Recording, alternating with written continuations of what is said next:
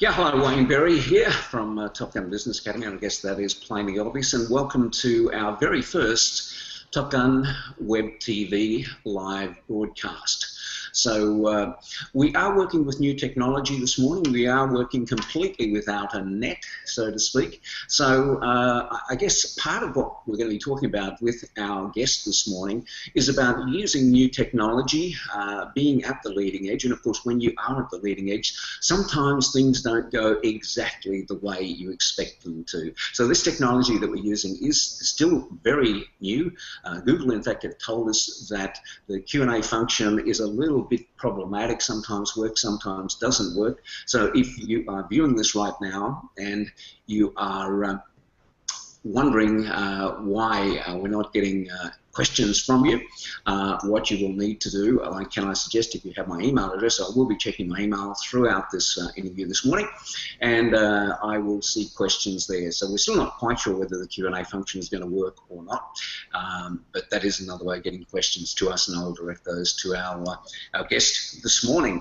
So I should also mention that we're recording, and you will be able to go back and watch this recording later and share it with others who perhaps are not on the live broadcast at this time. We may even edit, and anything that isn't quite right we may improve in the recording, so that's probably a good thing. Alrighty, just to test the Q&A, I thought you may want to consider a question that I'm just going to give you right now, and we'll just see whether we're in fact getting comments through from you. So the question I want to ask you, what is the biggest innovational issue that looms largest for you in 2014 and beyond? So if you'd like to give us some comments on that, I can actually feed these to our guest this morning, and we can get some responses for you, and that'll kind of test the Q&A function. Okay, alternatively, as I say, I will be checking the email, my normal email address throughout the conversation, and if some questions come up there, I'll be directing those to our guest. Okay, now let me tell you a little bit about our guest. Our guest is one of the world's leading business futurists. He was featured recently on a TED Talk. If you ever watch the TED Talks, you know you only get invited to do a TED Talk if you are in fact right there at the leading edge and very well known around the world. Our guest this morning is sometimes described as a stirrer, a thinker, a visionary, all of those things. Now, he really knows, I know when I sat down and chatted with him, he really does know the changes that we're going to be seeing over the next 10 years. And in fact, we were talking about the fact that these changes in just the next 10 years will exceed everything that's ever happened in the last 100 years. He also knows that by the year 2020, 60% of the workforce will be doing tasks that don't exist and launching products you can only imagine in industries that haven't even been created yet. So the future is indeed a very exciting place, and it is, of course, where we're going to be living. And I should also mention here, with his real-life experience in high-level business strategies, Morris Miselowski, our guest, can translate these future-based insights into a game-changing action plans that will work for any company, no matter what the size or the industry. So that's the extent of my written notes here. So I'm going to turn over and introduce our guest this morning. This is Morris Miselowski. So let me see if the technology works, and I'm across to you now, Morris. Good morning to you. And I said before the broadcast I won't mention morning, evening, because we do have people in different time zones, but I've mentioned it maybe 6 times. So welcome to you. Thank you for joining us this morning. A pleasure, Wayne. Welcome to the future. What an incredible morning. It is indeed. In fact, when we did the interview recently, we were able to do it on location, and I also mentioned to you I did a web TV broadcast from the beach just recently. And I guess that's part of the way things are moving these days. We have very much a mobile situation wherever our office, wherever we are, is where our office can in fact be these days. And I guess that's part of what's happening in the future. So can you give us some insights into how this new technology, how the innovations that are available today through technology can affect the sales profession, can affect how sales managers manage their salespeople, how business people do business around the world now, because I guess the world is becoming a very small place. Our customers can be anywhere in the world. We can talk with them, deal with them in so many different ways, day or night. So Perhaps you might like to answer that question and we just kick off our discussions. Absolutely. And you've really put it in a nutshell. It's amazing how far how far the industry's come in the last 6 or 7 years alone. We have changed the entire structure, the entire way you and I do business, our entire thinking. And I do put it back to 7 years. What happened 7 years ago was that we had the first Apple iPhone. So it's not an Apple conversation, but what it is a conversation where we began to wholesale have devices in our pockets that let us cut the tether cord away from a fixed computer in our office to something that let us have our oxygen, as I call it, our mobile phone, anywhere on the planet. And in the last 8 years, you and I have been able to ask the most inane questions we never ever thought we would want to ask and get answers for it immediately, just like that. And we're taking it for granted, but we shouldn't, because in sales and marketing, everything about our interaction, everything about our communication, everything about the customer, who she, he is, where they are, what they want, when they want it, where they want it, everything has changed. And I posit to you that's really only been over the last 8 years. Like anything that's new, we think that we know everything about it, but in fact we don't. What we really have is a very young infant child. We know it has possibility, we know in its teenage years, which we're heading into now, I think, it's going to be pimply, it won't be exactly what we want it to be, it'll still take a bit of shepherding to get it to be what it wants to be. And in a few years, our technology will be more mature, it'll be easier to use, I think it'll disappear, which is one of my trends for this year. By disappear, I mean I think it's going to become less important. We used to, not so long ago, get really caught up in the form factor and having the nicest, biggest box, the newest brand. You know, the box itself was really important. That's becoming less and less so over the last year or so, and certainly into the future. Who cares about the box? What we want is the end result. Technology is a tool. It's a screwdriver, a hammer. That's all it is. And we are getting to that point now. So sales and marketing, as we'll see this morning, has really changed on its head because of that connectivity, because there's transparency, because we can now know things about our customers and they about us. That was never possible. We always made comments about customers being king, but in fact it was a platitude. They really are now royalty, and they're very much part of the equation, and we have to make sure in our sales and marketing that we absolutely factor that in, not just pay lip service to it. Yeah, I've noticed that with some of the people that I do business with, they still have their head firmly in the sand when it comes to this technology. They just aren't using it. And of course, there's a very real danger here that if we don't move into the future and start using the technology, our competitors will. And by doing so, they'll be providing much better customer service. They'll be much more responsive to their customers' needs, and they will be left behind. We really have no choice right now. The future is moving very, very quickly. We need to really get rid of this as quickly as we can. And that's the reality. Unlike literally up till a decade ago, the choice is not ours anymore. If, as a business, we provided something, then it was given to our customers. If it wasn't there, it wasn't there. Now our customers are so savvy. They have such connections that they demand of us. They can compare us. They know what they want, and they're telling us to be there. It's not really a question. There's an arrogance attached to it. And I say this to my clients with the greatest of respect. There's an arrogance attached to not being part of this new technology. Because what you're saying to your customers is that when you interact with me in this way, when you want to do business with me this way, I'm not interested. I'm not there. And we would never do that. We would never cut our phones or our fax machines off. We just wouldn't do it. Why are we doing it with technology?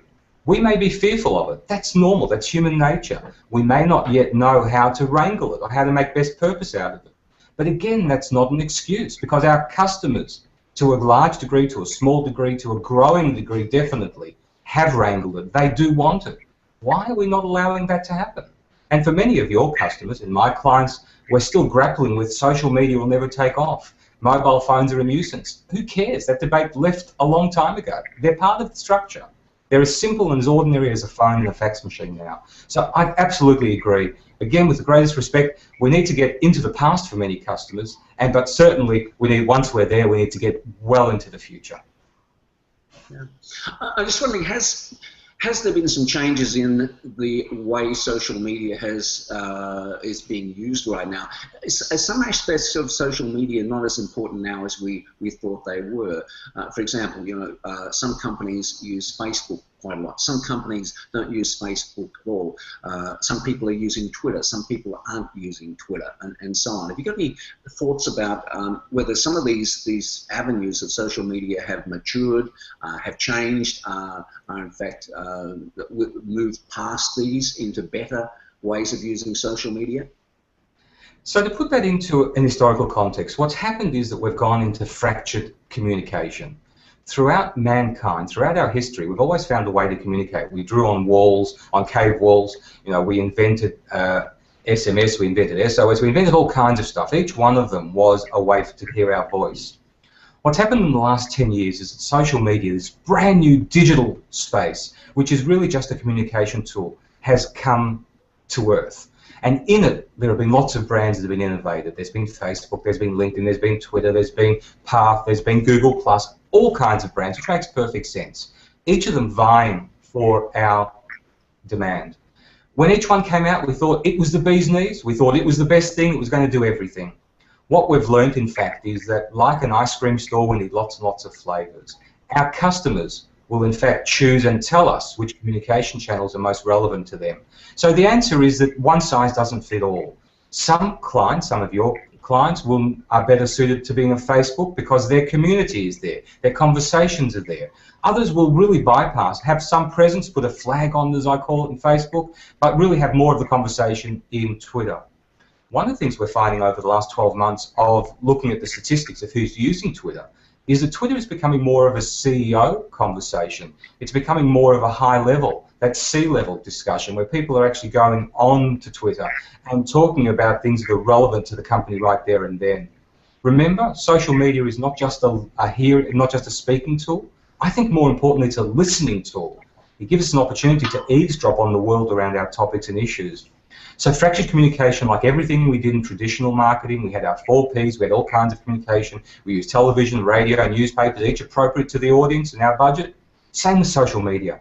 Find where your audience is at, find where your budget's at, where your time's at, where your resources are at, put most effort into the low-hanging fruit, and then just have presences in all the rest of them. Plant a flag, walk away, and with technology now we can in fact feed all of those different sites with just one post. So you can post into your blog and it can automatically go to Twitter and Facebook and all sorts of other places. So really treat it exactly like that. Choose a pamphlet, choose a radio, choose whatever the equivalent of. So choose Facebook, Twitter, whatever is appropriate to your audience, and use that. Yeah, I'm just wondering about interactivity through our websites these days, the importance of making that interactivity more immediate by, for example, I know that with some websites when you're on there, there's a panel that will come up that will offer an opportunity to chat with somebody and get answers immediately. I guess this is going to be much more prevalent in the future, so I'm just wondering what your thoughts are on that. And also around video. You know, obviously we are using video right now, and those of you who are viewing this who are subscribers to my online Top Gun video tips, where you receive 1 or 2 tips per week from me, and these are very short 2-minute video tips. My belief is that video really is king. There is a place for using written communication and blog, but are people more demanding, or do we build better relationships and rapport through this live media of communication where they can talk with somebody on the screen? Also, I want to get your thoughts on video email. I use video email quite a bit. I encourage my clients to do that. So just in building relationships, because sales people, business people, sales managers, it's really all about the human touch. It's building the personal relationship these days. Perhaps we thought we might do it years gone by through email and that sort of thing. And as people have moved into using that kind of media, I'm noticing that the human interaction is even more important now because it is much more personal than the somewhat impersonal methods of email and things like that. So that's a pretty long kind of a question, but a few thoughts on that perhaps, Morris. Yeah. So let's see if we can do it justice. Firstly, what we need to look at is the reality that we have a digital world and we have a physical world. For the last couple of years, we've been debating which is better, which is worse. The reality is they're both the same. Our digital world lives inside of a screen. It travels with us 24/7. People have become quite accustomed to putting their communication into that space. Some still prefer the written text, the SMS, the email. Some love video. in the context of that also, what we have now is a society that loves sound bites. We actually don't read deep, meaningful tomes anymore. Putting out a sales manual, for instance, that's 14 pages long is going to lose the audience. What I'm finding works best is what I call, and many people call, YouTube moments, which is exactly what you do, Wayne. It's that question of what information can I give people in a short, succinct manner that will pique their curiosity, give them some information, tell them what they need to know, and let them get on with their lives as quickly as possible. People really, unfortunately, now don't want to invest a lot of their time and energy in anything that they see to be superfluous. Not interested, move on quite quickly. And culture has allowed us to do that. The politeness of actually looking in somebody's eyes and pretending we're interested is almost disappearing. That's not a good thing, but it is a thing. It is what's happening. So people now will make the choice to move on quickly. I love video like you do, and I talk to my clients about it all the time as well. I believe, for instance, instead of having a manual on the screen or a physical one, why not chop it down, as you've done, into a series of really short videos that explains a particular activity. I know that when people are stuck, they want something, they'd much rather look at somebody on the screen talking them through it, showing them if they can how to use it, how to engage with it, than to read 14 pages of stuff that just blows their mind. So video to me is really, really important. It has to be used well, it has to be used succinctly, and also don't worry about doing what I call dark and dirty stuff, which is just coming out of your mobile phone. We don't need to have Steven Spielberg productions. People don't expect that. So yes, use video lots and lots, but use it wisely. I mean, anything used badly and too much of is always a bad thing. Yeah, I'm certainly inclined to agree with you. I used to record my video tips in the studio using an auto cue, teleprompter to ensure that I have every word exactly right and that the lighting was right and so forth. And of course, these days I use a very expensive camera, a very expensive piece of technology called an iPhone to shoot my video tips. I literally shoot them wherever I happen to be. I thrust the iPhone into the hand of somebody who's with me and say, just shoot this while I've got this idea, I'll just share this. The interesting thing that I'm finding is what my clients say to me, hey Wayne, I'd like to give you some feedback as to why I watch your video tips. Oh, yeah, terrific. And I'm thinking, good content. And they say, no, I'm just curious as to where you are and who you're talking to and what the idea is. And I think the idea with video is that if you keep it very short, if you keep it 2 minutes, something like that, if we receive an email and it links to a video, if the video is longer than 2 minutes, I don't know about you, but I often think that's a really good thing. I must go and have a look at that sometime. I must put that to one side and look at it later. And frankly, we all get busy. I don't ever get time to come back to it. But if I can see that it's a quick tip, 2 or 3 minutes at the maximum, particularly if it can be under 2 minutes, I'll click on it, I'll watch it immediately and then move on. So it is that good way of building a relationship with people there. Now, I noticed that the Q&A function is in fact working, Morris, and I do have a question here from a gentleman called Mike Welsh, whom I know personally. Mike is located in Melbourne. He says, what will be some of the new ways to find your audience, to find your customers for your products and services over the next few years? Are there any new ways that we will be able to find our target market? Hi Mike, welcome. So I would like to turn the question around. I think part of what we need to do, in fact much of what we need to do, is let our audience find us. It's been our role up until now to go searching for them, prospecting, all the great tools, all the techniques, still need them, still very important, but we must now know that that's not it entirely. So once we've got that done well, we then need to go and make sure that we are represented in spaces like LinkedIn, like Facebook, that we're finding blogs, we're finding centres of influence, which are people that are talking about these issues, writing about them, have communities set up around them, and that we are positioning ourselves in there as thought leaders, as people that have information that's valuable, have services and products to offer, and let them find us. And I really think that after your great training, Wayne, of how they can go about finding them, is really the next level of them finding us. So to me, that's very much part of where we need to head into the future. Yeah, I guess with moving into the future, if we think of the old SWOT, strengths, weaknesses, opportunities, threats, I guess there are possibly some salespeople watching this, some sales managers, business people watching this, who are feeling threatened by some of this technology. Are there some threats that you've identified which, if we're not aware of, might zap us, might cause us to be in a very uncompetitive situation in the marketplace? Yeah, the answer is in your question. The answer is fear. What we have is fear, and that's a human trait. So we accept that every time something new comes onto the horizon, our first reaction, and we're physiologically wired for that, is fear. We begin to question ourselves. We're not sure about what this technology will do. In this case, as we hear so often, it's the fear that will actually destroy the business. They're not going into technology, they're not embracing it, they're not looking for their customers. I'm not asking any of my clients or yours to automatically embrace everything, to go totally online, to change their business to digital, to do all of that. That's a nonsense for anybody. It's never all of anything. It's never what I call baby in bathwater. That doesn't make sense. But again, we need to look at who our marketplace is. I do something called a matrix, or something called a matrix map, which is looking at all of the activities we physically do in our business.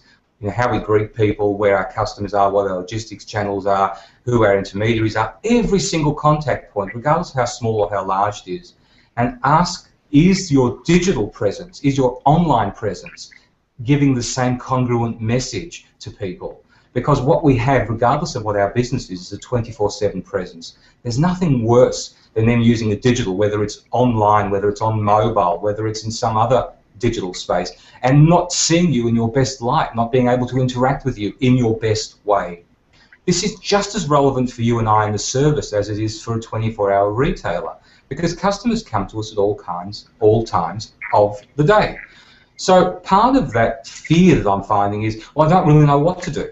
You know, is it Facebook? Is it Twitter? Do I need to do everything? Do I need to do something? Where do I position myself? How do I know if people are talking to me? How do I get people to come in and talk to me? They're all great questions, but they're not different from questions we've asked ourselves always in business. What's different now is the answers. The answers now include a whole digital landscape that we need to be savvy of. So my answer to you is, take your intuition, take the things that you know really, really well about your business, and walk through the fear. Walk through the fear, have a look behind the digital curtain and see what's happening around the core of what you offer, how you offer it, where and to whom you offer it, and peek at what they want, what the customers want, because very much that's part of it. Yeah, thanks, Morris. I've got another question here from John Walters in Singapore. Thank you for joining us this morning, John. John is asking, and I think you might have picked this up on some of the information that we put out there, how is this going to affect the way that we communicate cross-generational? Because I remember when you and I sat down at the beach just recently and had a bit of a chat, you spoke about the fact that there were, did you say 4 or 5 different generations? Now, 5 generations. Yeah, tell us about that. Yeah. So what we have at the moment is something we have not seen for about 200 years. What we have at the moment are 5 generations in the workforce. The reason we haven't seen it for 200 years is because the Industrial Revolution changed the way that we work. Before then, we worked in villages, we worked in families and tribes. Over the last couple of 100 years, we've worked more in solo. What we have now are what's called the builder generation, the 70 years plus. We have our baby boomers, we have our Gen X, our Gen Y, and our Gen Z, and we have our Gen A, the alphas, who are being born at the moment, who obviously aren't in the workforce but are coming on. Their view of the world is significantly different. If you take anyone from a Gen Z, so baby boomer down, Gen Z down, you'll find that they are so used to online digital that to them it's one and the same world. A baby boomer like me still looks as a bolt-on. It's an after value, you know, it's an after-purchase value that we put on, and we're looking at it like that. To them, the world is something that exists in multi-spaces. This generations will have 5 careers and 14 jobs, according to the Australian Bureau of Statistics. 5 careers and 14 jobs. Their average tenure at work is 18 months. My clients look at me and say, how is that possible? I need them to stay longer than 18 months. The reality is you don't normally want them to stay longer than 18 months, otherwise you would allow them to.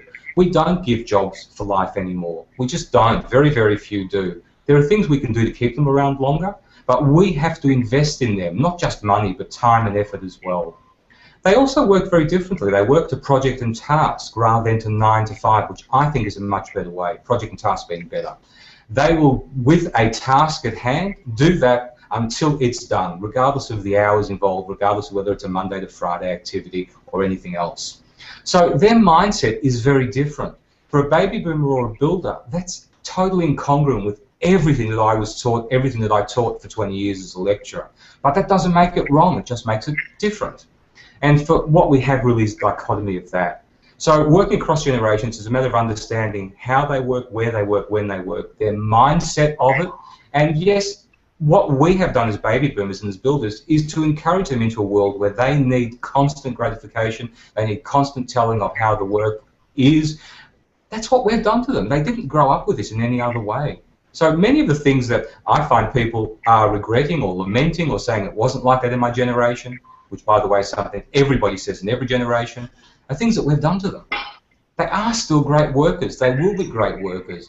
Many of the things that we are now enjoying in technology are things that they have given to us of this Gen X, Gen Y, Gen Z generation. We just need to learn to play better together. And the rules have changed. Wow. Look, I've got another question here from Robert Zeng in Shanghai. Wow, great to have you with us this morning. Robert's asking the question about cultural differences. So many of our clients these days are in Southeast Asia, in Korea, in Singapore, in Malaysia, and now in China. In fact, Top Gun is just moving into China with a Mandarin translated version of our online program. And so Robert's asking the question is, are the cultural differences here, will some of this apply in the Western world more than in the Eastern world, in places like China, Southeast Asia, and so forth? Have you got any thoughts there about you know, how the changes may be different in different parts of the world, or are we becoming just one big community now? In many ways, we're becoming homogenized, and I again don't think that's a necessarily great thing, but it is where we're headed. What we're finding, of course, is the world is totally transparent. It is that thing called flat, that you and I can now investigate the world wherever we go.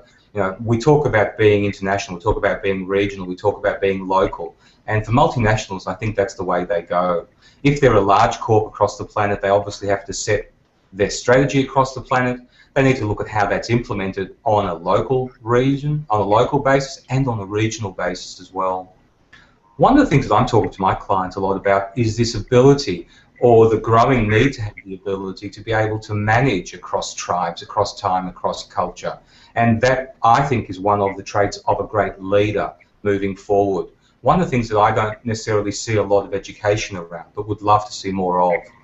What we have are digital tribes, tribes that may physically not get together. They may only ever work inside of a computer screen. They're working across time zones, they're working across cultural expectations. You and I in Australia would talk about a specific set of standards and almost take it for granted.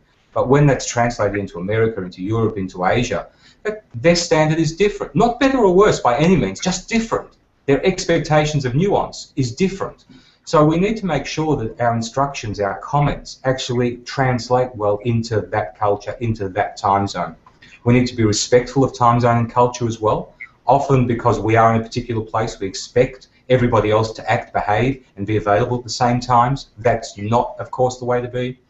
And one of the things that I love about this new transparency is how much we can learn.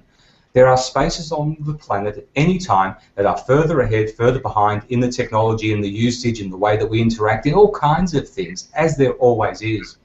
By having that cross-cultural understanding, we can share that. What we do in Australia really well, we can take into Singapore, into Shanghai. What they do really well, again, we can learn from immediately and bring it back into product offerings, into conversations and sales and marketing techniques into Australia, Singapore and America. So we should in fact embrace it. It is definitely a part of the world that we see. And today's Gen X, Ys and Zs only see a flat world. To them, that's all that exists. They are not bound by geography whatsoever. We need to really divorce ourselves of it. I'm just checking emails. The Q&A seems to be working, and I'm also getting emails. Just got an email from Mary Trent in London. Great to have you on board here. Mary just says, coming through loud and clear, everything's really good. Love this technology. That's good to hear. Now, you are a presenter. You speak at conferences, that kind of thing, and you said that you'd share some slides with us this morning. So far it's been conversational. I wonder if you might share some of the things that you would cover in a live presentation at perhaps a conference that you're presenting at, because I know that you speak all around the world at conferences, and there's more and more of a demand for that. So would you like to perhaps share some slides and go through perhaps a bit of a process here now? So I see you've actually brought up a slide on the screen. I'll switch over to you. Great. Well, thanks. By the way, I just mentioned we were testing this earlier on, and there seems to be some glitch there with Google with switching between slides and back to you live. So we'll just see how we go with that. Well, cross fingers, we are in the future, and technology isn't always working the way it should, but that doesn't mean we should stop, because the future is always about innovation. It's always about iteration. What we know today, we use today. What we know tomorrow, we add into that volume. So thanks for that. And as you said, yeah, I speak around the world on the way that the world is going to evolve. My purpose in being as a business futurist is to paint a provocative landscape of the way tomorrow might look for my clients and audiences, so that they can begin to think about how they need to evolve to be able to meet, or perhaps to exceed, hopefully, those future expectations. What I'd love to take you through this morning is my view of 2014, the things that we're going to see up ahead, not in the very distant future. So, buckle up, as I say, buckle up, let's go into space. First thing we're not going to see are the Jetsons. Everybody says, and everybody thinks that we're going to be having this kind of a world. It's a thing that I grew up with in the 1960s. The reality is we actually do have the plane that can do that. We don't have the airspace that allows it to happen. So that's not yet part of the world. What we're talking about, you'll see in the background, us. Can I just interrupt you, just ask a question? I see where Amazon.com are talking about using drones for the delivery of parcels, and they're trying to take care of that airspace situation in the United States. Do you know very much about that at all? Have you heard about that? Absolutely. Yeah, absolutely. Done quite a bit of work around drones and robots in the last 6 months or a year because there's been client demand for it. Drones are, of course, little spacecrafts that hover around in the air, and they will deliver things. So pick it up at one end and deliver it off to another end. They'll use GPS and all kinds of things to get where they need to go. At the moment, what we're hearing is a whole lot of press talk.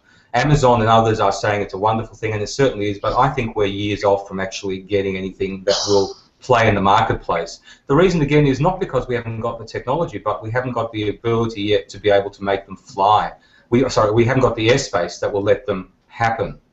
So we will see drones, and we do see them, for instance, in emergency situations. So we're finding that the police, who I did some work with last year, the police, emergency services are all using them more and more. Definitely a place in our future. But you and I getting our mails and our deliveries and other things isn't quite there yet. I tell you who's got a drone, Morris. I don't know whether you can see the screen right now. Okay. I'm actually holding one here. You can see the screen? Yep, sure can. This is a little drone that I have. Now, I'm a private pilot, and I can't resist anything that flies. So, talk about boys with toys. But this is a remarkable little drone for less than $500. It'll fly up to 100 meters. It has a forward-mounted camera at the front there. It has a camera mounted down below. It has a built-in altimeter. It is quite remarkable. Yeah. So yeah, I mean the technology is obviously there. Yeah, and, absolutely. And it'll be cruising along, delivering books and things for Amazon. Who knows? Well, we will. We definitely will get there, but it's not a tomorrow thing. It will be a few years away for that sort of thing to happen. But as I said, emergency services are using them really well. We're using them on our surf life-saving beaches as well. The reality is that our world now is, as it always has been, about people. Not for a moment do I want us ever to get caught up in the conversation of technology being for technology's sake. To me, it's always a question of the purpose of the technology for people. And that's what we need to ask ourselves constantly, is will this piece of technology, and technology is not just machines, it refers to the way that we work. That's the dictionary definition of it, the way that we work. Will these things be useful and purposeful to us? What I find really important that we all understand and practice is that we need to learn, unlearn, and relearn everything that we know. There was a time when what we knew would see us through for a while, maybe a day, a month, a year. That's not true. Something can change this morning that automatically changes our culture, changes our thinking, our expectations. And you and I need to be aware. Every sales and marketing person cannot be so stuck in the ground that they look at this thing and say, no, it's not for me. No, it's not important. We need to constantly be taking what we have today and putting it into tomorrow. One of my favorite sayings, and I drive my audiences and clients crazy with it, is that we need to listen to yesterday, but speak to tomorrow. Listen to yesterday, but speak to tomorrow. And if we can have that as our mantra, then I think we're well on the way to embracing the future. never get so stuck that we don't believe that there is a difference, because you and I, every day of our lives, in our consumer life, see that the world is changing constantly. And importantly, we need to understand that the future is not some mythical place with an X down the road, and when we get there, it's an Aladdin's cave full of treasures, and that's it, the journey's finished. That's not the reality, of course. The journey starts right here this minute, and thankfully the people on board with us this morning, Wayne, are part of this future journey. What we're going to, of course, know for every minute of our life is the future starts right here, right now. And we need to say that again every minute of every day. I work on a simple 80-20 principle. That is that 80% of our business is pretty much okay. 20% of it needs some major overhaul. I wish I could tell you I could identify the 20% immediately. The reality is that we'll need, if I could do that, we'd most probably buy a Greek island, which at the moment is not that expensive anyway. But it's always a matter of figuring out what that 20% is, and that's where you and I play most of our game. That's not to say the 80% shouldn't change with time, but some things need immediate attention. And that's what innovation is, if we can find what that is. I love this object because to me this is the blending of digital and physical business. They're not separate. Our businesses exist in the ether, they exist online, and they also exist in physical space. Everything blends together now. Everything is a whirlwind. And if our businesses are humming properly, we really shouldn't be able to tell where one starts and finishes. They should just be congruent. They should just be the same all the way through, and providing a beautiful rainbow of opportunities for our clients, our staff, our stakeholders, and ourselves. That's what that image shows to me. A business that's humming really well, playing well, everything is congruent, and it's so beautiful that it's producing wonderful colours for us to be able to play and grow on. Yep. The other thing that I'm finding, and I've found for the last 10 years and every day more and more important, is that there is no one business model. You and I cannot just have one business model. The exclusivity model that we taught for so long doesn't work anymore. We now have hyper-connected clients. You and I are now able to isolate down to an individual, and with our demographics offer a product that's specific to them and will be of no use to anybody else on the planet except for them. Technology is making that more and more possible, and we need to have a business model that actually meets the needs of one, of a few, of many, and that needs to constantly be updated. Again, we're losing business sales and marketing people to say one size fits all. Very, very few businesses can do that. It used to be utilities. It used to be gas, electricity, for instance. They were the ones that got away with it. They don't even get away with it anymore. So how can we? Again, I use the term to be provocative. I think there's an arrogance if we say that this is the only way that you can have it. And we are missing out on so much more when we do that. I know it's difficult for multi-business offerings, but it's absolutely possible. And once you're in the swing of doing it, it really isn't that difficult. It really is just getting through that fear factor again. The other thing that I'd ask you to do, and I spoke about this very briefly before when we were talking, is this is what I call the touchpoint matrix. It's looking at every activity that we physically do and asking ourselves in our website, in our mobile, in our day-to-day interactions, as physical salespeople going in and out, every touch point that we have with our clients, our audiences, and our customers, are we being congruent? Are we offering the same level of service, the same opportunities to engage, same level of opportunity to buy? And if we can answer yes, then we've got a pretty well fine-tuned business. Going back to my wonderful diagram before of that rainbow type effect, I'd suggest even with the best of effort, many of us are still failing on this. We still have lots of work we need to do to make our business congruent, open, available, so that we can do business both online, offline. We basically can just do business 24/7 and have it whenever we need it. So that's one of the activities that I would do with clients, is this touchpoint matrix. Map out everything that we do, and our viewers can do that this morning already. If they can put together a list of every activity from the minutiae, from what seems irrelevant, through to the high level, and just ask themselves, where are people becoming aware? Where are they taking notice? How are they reacting? How are they participating? And making sure they can answer that across all mediums of interaction. Let's have a brief look forward to 2014. This thing I'm sharing most with audiences this month and last month must probably come out of flavour in February and March. Not because it won't be important, but because we'll be living it by then. So this is the road ahead. This is my horizon trend. I try and put together, well, I do put together every year, a very, very short document.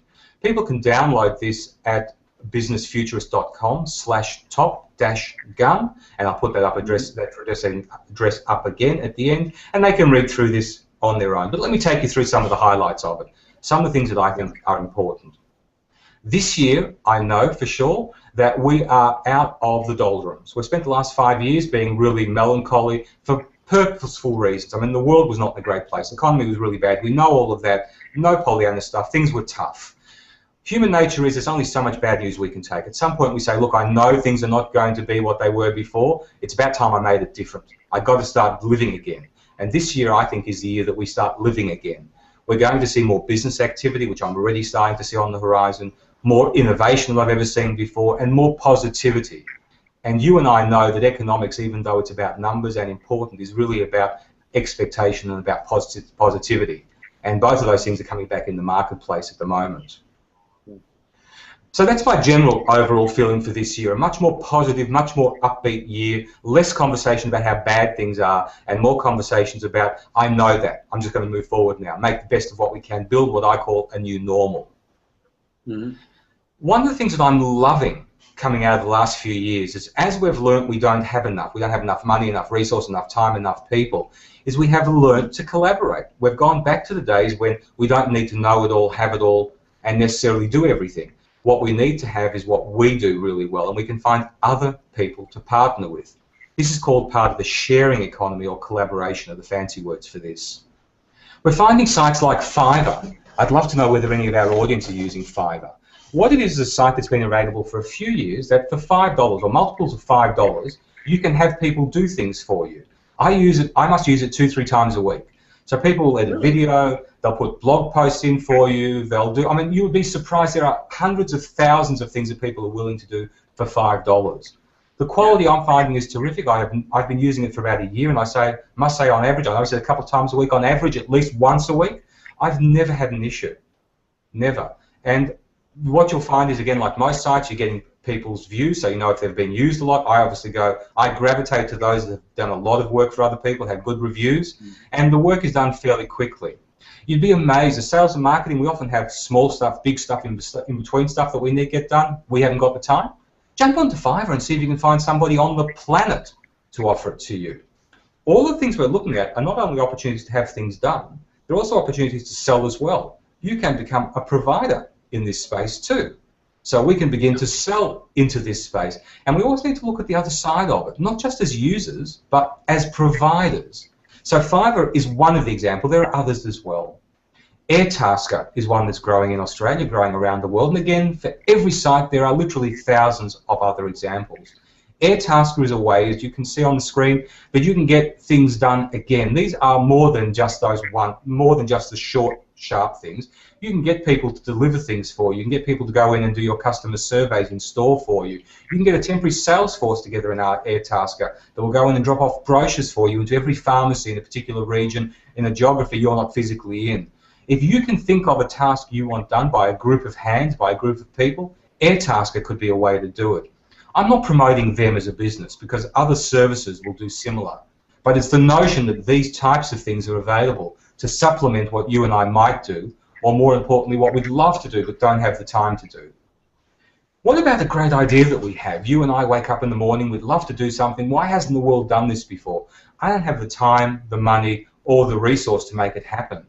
What we have now are what are called crowdfunding sites, crowdfunding.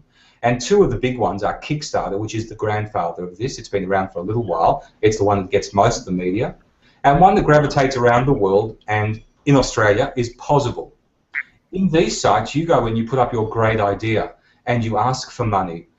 So what you're asking for people to give you money towards your project. What's interesting is that people don't actually get a monetary return for it. They often get an object or a thank you. What I would suggest is for all of our audience is to have a look at Kickstarter. I don't want you to invest in it necessarily, but sales and marketing people are always looking for the next great idea. What is it that people want? What is it they want and feel we're not providing? Go into Kickstarter, go into Possible, go into any of these sites, type in your sales category, so women's shoes or agriculture or whatever it is that you sell or market, and have a look at the ideas that people are asking for funding for. Because what you now have is an insight into the world ahead. And when you start to look at the number of people that are actually willing to put their hand in their pocket to fund this project, and to me that's the greatest way of knowing whether there's marketplace acceptance with people's wallet, Then you start to get an idea for things that you might need to augment, things that you might need to start thinking about, and you'll get an idea for how the marketplace is shifting around that particular product or service. Yeah. So to me, these are, yes, a great way to invest, but an even better way to do your research into marketplace expectations. And for our sales and marketing people to then jump on board and say, well, I never thought of it that way. I didn't know that they would want something like that. Why don't I start building that into my product or service? You asked me before, how do we find clients? This is one way, not finding clients, but them finding us by providing such leading edge products and services that they just gravitate to us. There's another service around called Uber. Now, it's not Uber so much that I want to talk about. Uber is something that started in the States and moved across the world. What Uber does as a service is to find you a chauffeur, a car. You go online and you find a car in real time that will drive you somewhere else. You have a fixed price for it. It's paid for before you get in. In other words, you give them your credit cards, and once you jump in the car, you just walk out the car when it gets to the other end and keep walking. It's not Uber that I want to talk about. It's really the thought, I think, that in our sales and marketing, we're going to see what I call more Uber-esque type products. We're going to see this year and into next year and from now on, products that offer real-time connection with people that are offering a product or service right now. And the intermediary will be done through these sites. So I would suggest that some of the sales you and I will do from this moment forward will be in these kinds of sites, offering a real-time product, a real-time service, and kind of like a bidding war. And I know that opens up a whole new issue, a whole new can of worms. I expect that and respect that. But again, this is the way the world is headed, a way. Never baby in bathwater. It's not just going to be this, but this is going to be part of the palette of offerings in sales and marketing moving forward. Again, what I call Uber-esque. Also sharing. We've got sites like GoGet that allow you, instead of owning a motor vehicle, to actually share a motor vehicle. You buy membership in a club. This is being used by corporates who are getting rid of their car fleets and actually getting rid of it off the bottom line and allowing a company like GoGet or ShareCar, there are lots of these on the planet, to actually manage your fleet, or perhaps just to give you a car when you need it. If you're traveling interstate, rather than hire a car in a traditional way, maybe you can share a car in this way. And the large car hiring companies, the Hertz, the Rental, the Avises and the rest, are all going into this kind of service as well. Again, not getting rid of what they do, but certainly looking at augmenting. Also, one of the things I think are important is that you and I understand, and we do, because we've discussed this before, is that selling data, our sales and market people, going out there and just talking stuff that can be found on Google is not going to get them the job. Everyone has access to that kind of information. Who wants to buy what I can get online? Stop telling me stuff that's obvious. For many people, I think they're pushing into knowledge. Knowledge means that, well, I'm going to take what you can find, and I'm going to kind of twist it to being purposeful to you, but it's not really going to be 100% tailor-made or bespoke to what you want. I tell all of my clients and all of my coaching and audiences, work towards wisdom. Wisdom is offering a product that is so attuned to that customer that the customer just can't replace you with anybody else. They're getting the information, they're getting the knowledge, and they're getting it in such a way that it absolutely feels like a true sharing, collaborative partnership. We can do that with technology. We can do it with great sales and marketing training. It's, again, not different from anything you've said before, Wayne. You've built many decades on this kind of thing.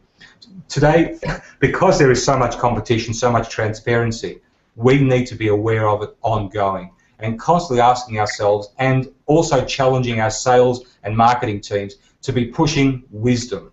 Offer it, provide it, sell it, market it in such a way that they really cannot see an alternative to having you on board.